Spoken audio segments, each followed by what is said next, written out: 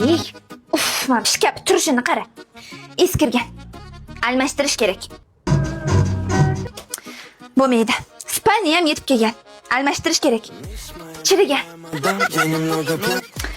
Televizor ham ishlamayapti. Birak. Yetib kelgan.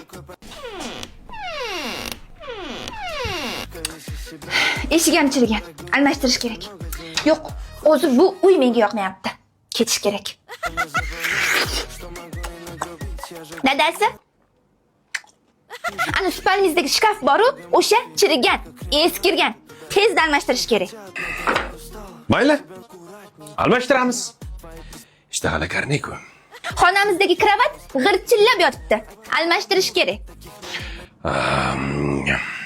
G'irchillashi yaxshi emasmi?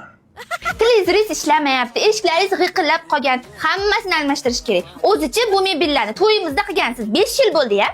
O'zi hech qayerda ishlamaydi. Gugurt chep ham olib kelmaydi. Lekin 50 millionlik narsani almashtirish kerak deydi. Ha, indan keyin. Indan keyin kelin. Sizni ham mana kelin bo'lib tushganingizga 5 yil bo'ldi. Nima? Sizni ham bir yangisiga almashtirib yuboraylikmi? Yo'q, jon, unaqa emas. Ha? Bu jasorat qayerdan?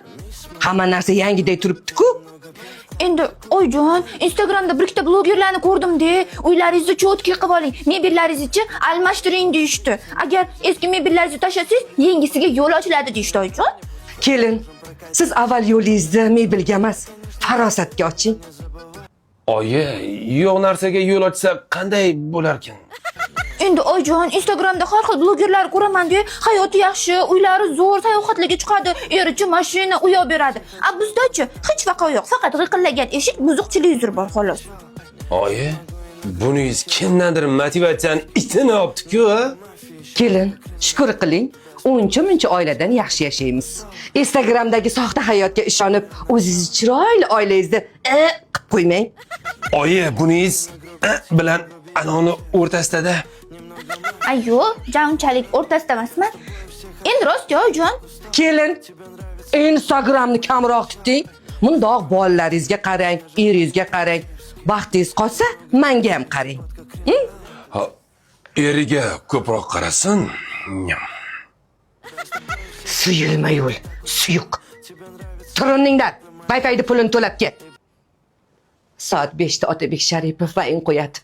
O'shani mazza qilib ko'raman.